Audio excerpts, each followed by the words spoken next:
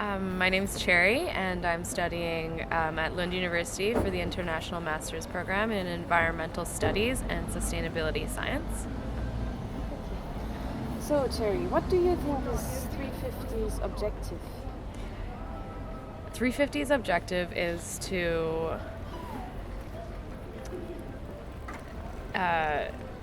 as a whole, 350 wants to bring more awareness about these the critical scientific evidence that shows us there are certain truths in the world that we need to kind of acknowledge and adhere to in terms of climate change.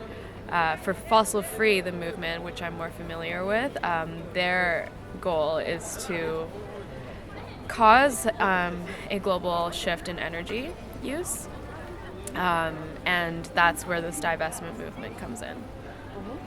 And how do you think is, or what is 350's strategy to achieve the goal you mentioned before?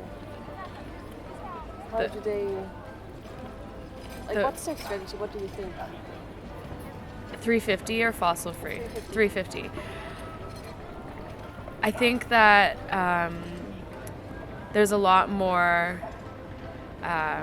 It's a social movement, so it's they rely on the people, and they rely on the transcendence of national boundaries, the transcendence of these kind of boundaries that are created between these massive industries and the people. And they do this with, I think heavily they use social media. I think social media is a huge tool in today's world. And I think it's very useful, and it makes it an even playing ground for anybody, for you, me, and the big companies. So you can tweet somebody like an Exxon executive and have that be visible to everyone, and there's this great transparency. How does 350 frame its message? Like, how do they reason for why we should fight climate change?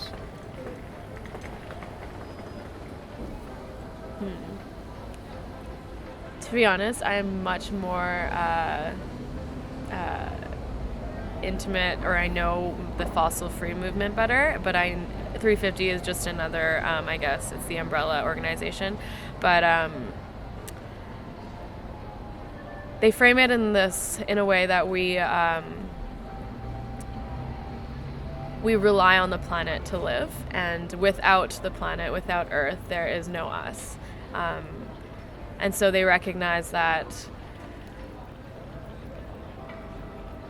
there's this interrelationship, there's this interconnection, and it's preserving that, yeah, I don't know, I guess they just, yeah. Yeah, Okay. great.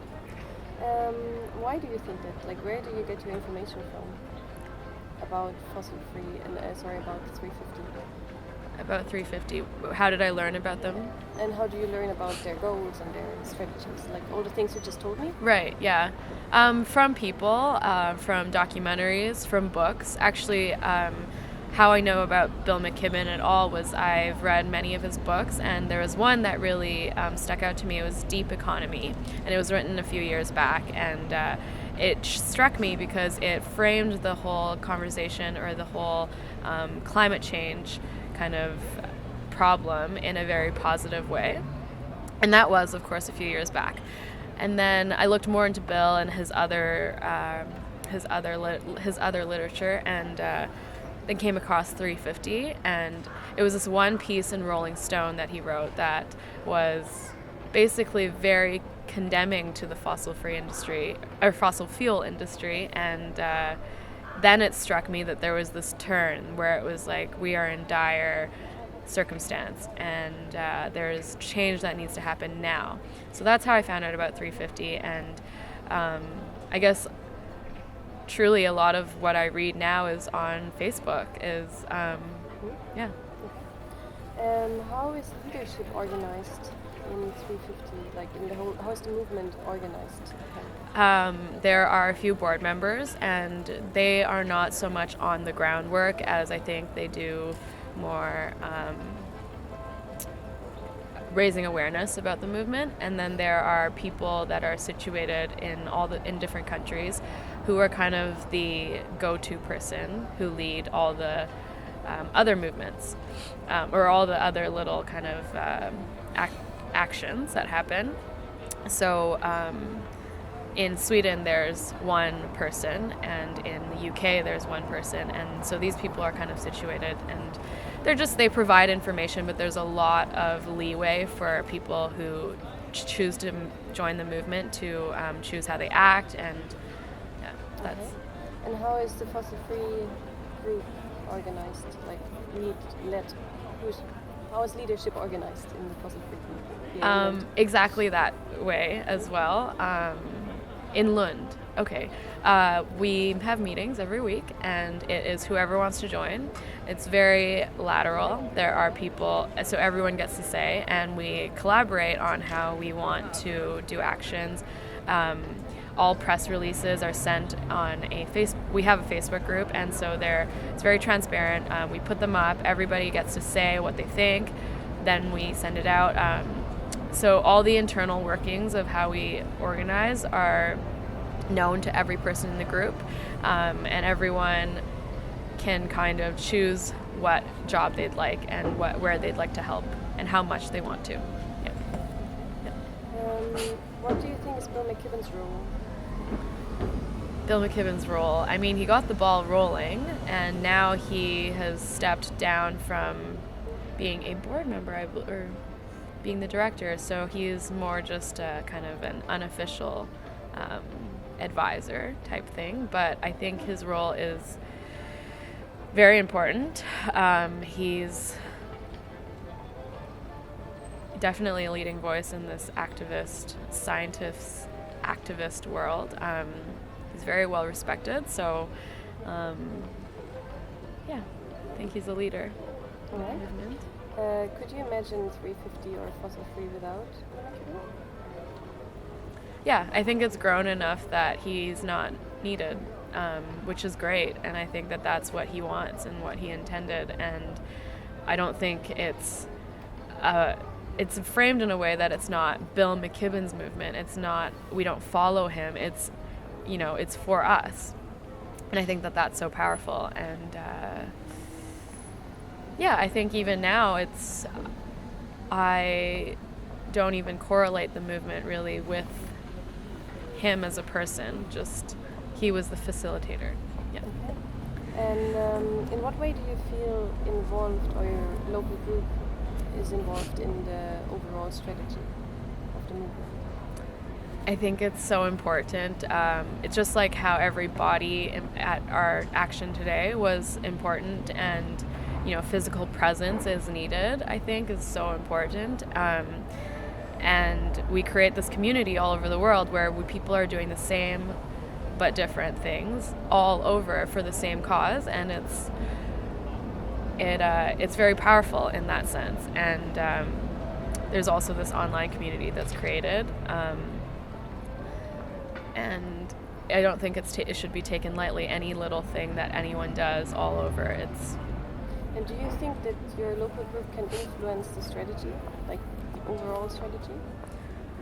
Yes. Well, I believe that the strategy now is just to get enough companies and people and universities and cities to divest, and it's a step in the right direction.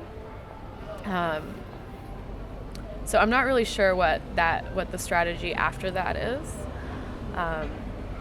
But I definitely think that we are crucial to taking that step.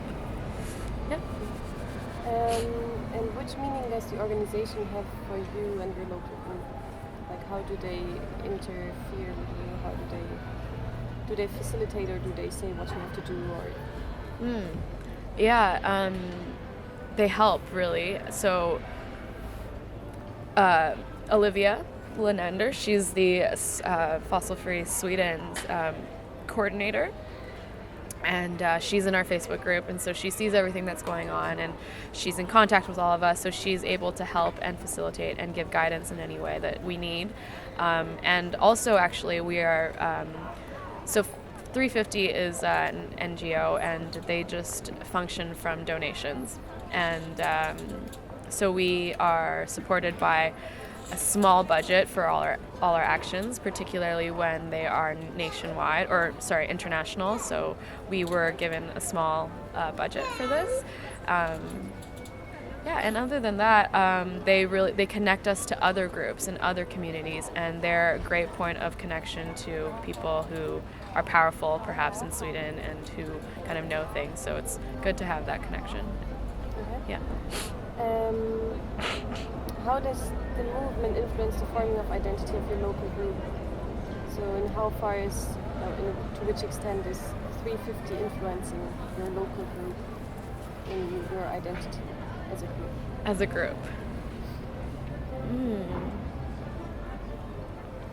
I mean, the group itself and the movement itself is born out of 350, so I would say that hugely it influences, and we're fighting for the same cause.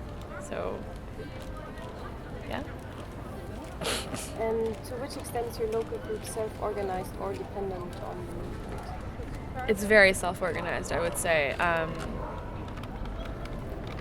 Yeah, and I think that it's really inspiring that it's mainly just students who are interested and go to the meeting and then decide they want to get involved. There is so much space for creativity, and really we get to do what we want, and so it's very much self-organized. And so would you say you have a lot of freedom in your decisions as a group? Yeah, absolutely. Yeah, and I think that because we all kind of have the same view, or a certain view towards climate change and fossil fuels, there's enough people in the group to kind of check other people's ideas and opinions, just to have that, just to make sure that it is in line with the overall message. So if, for example, if someone has an idea that might be too out there, or something that might be a little aggressive, or something that's too passive, we get to talk about all these things. But yeah. And would you wish for more or less freedom? I don't know what more freedom we could have. I think really it's I think we're really allowed to do so much. Yeah, and it's great that there's not too much opposition either. That maybe it's because we're in Sweden, but it's we're allowed to have these actions. Okay. And so would you also say that you use all the freedom you are given, or? I would say so. I think what's holding us back from maybe using all the freedom would just be reaching a greater number of people than that's already within our social network. Yeah, and just to mobilize more people so that maybe the action could be bigger. But other than that, no, I think we're, yeah.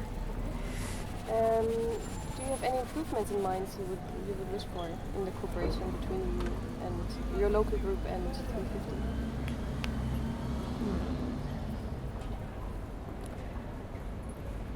It would be really cool, I think, to facilitate, if they could, maybe facilitate groups in this whole region, or groups, maybe like an entire fossil-free Sweden kind of, so we all meet somewhere, and it's, yeah, something like that, where there's just a really big gathering.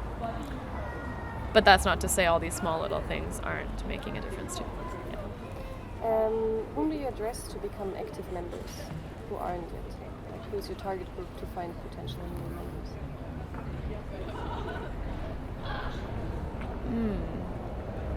That's a good question, because we haven't actually been actively looking for more members at all, so maybe we could. It's more just we try and get the message out, and if you're interested, join. But yeah, we haven't really been recruiting. Okay. And did you hear about the 6 Americas? It's like categorization of like people can be on a scale from not believing in global warming at all, and very much believing in it. Not concerned, very concerned. What would you say where people are like members of your local group or like in the movement anyways? Where did they come from? From which? I think they're the alarmed group. Yeah, definitely. And I mean, a lot of people say that this fossil-free movement's radical. We're calling for a global shift in energy use, and that is huge. But I don't think it's radical in the sense that it's necessary now and it's time. But everybody, I think, realizes that it is a pressing issue. Okay. Do you have any form of organizational language or words, like, for example, how we call ourselves Lumates? Is there anything similar? No. Abbreviation is FF, I guess. Okay. Yeah. Do you have any form of visual signs that are particular to your group?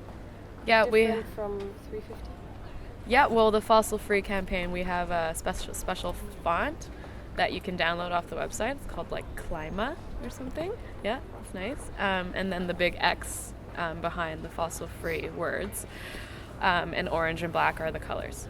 And is there something particular to your Lund group, which is like, for example, those guys in Gothenburg or wherever, like, don't have? No. I think that's something that we try and keep the same so that it's, you know that it's an overall global movement. Yeah. Okay. Who decides about the means of communication, how they look like? It's Facebook mainly. Means of communication. No, I mean posters and stuff. Oh. Like who designs them? Oh, who designs them? Honestly, people who come into the group, and it's different all the time, but whoever has the skills to use, to have graphic design of some sort, for this time around, his name was Pontus, and he was a Lumate. Okay. And is there any, on which base does he do people do that? Is there any guidelines, or do you just do what you feel like? We again collaborate and kind of talk about what we think it should look like, and then we use the font that we're given, and we try to incorporate the logo and the colors. Yeah. We're almost done. Yeah. What does it mean to you that you're part of an international movement with those coordinated action moments like today? What does it mean to me?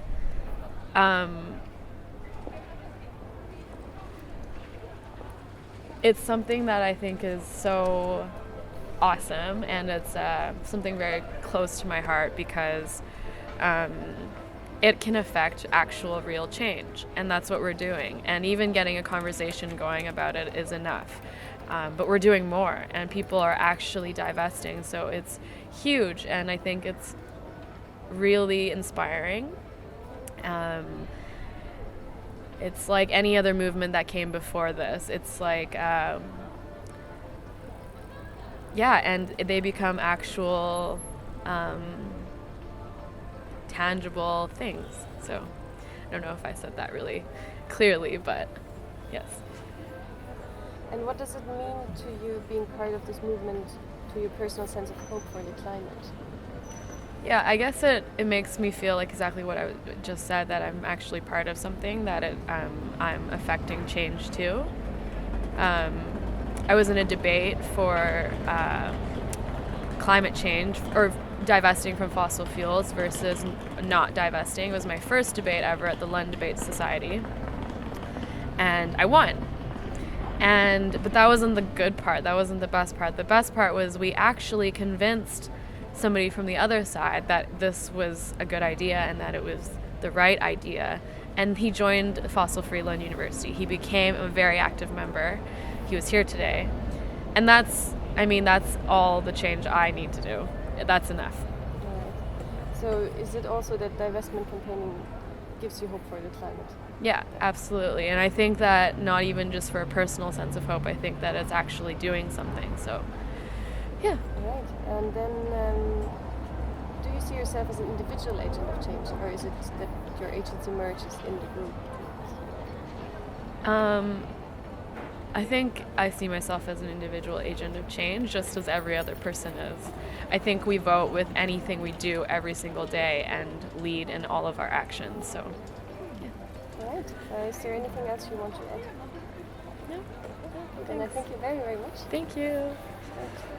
Oh, sorry, I was like shaking. Yeah, I know. Me too. Oh, yeah.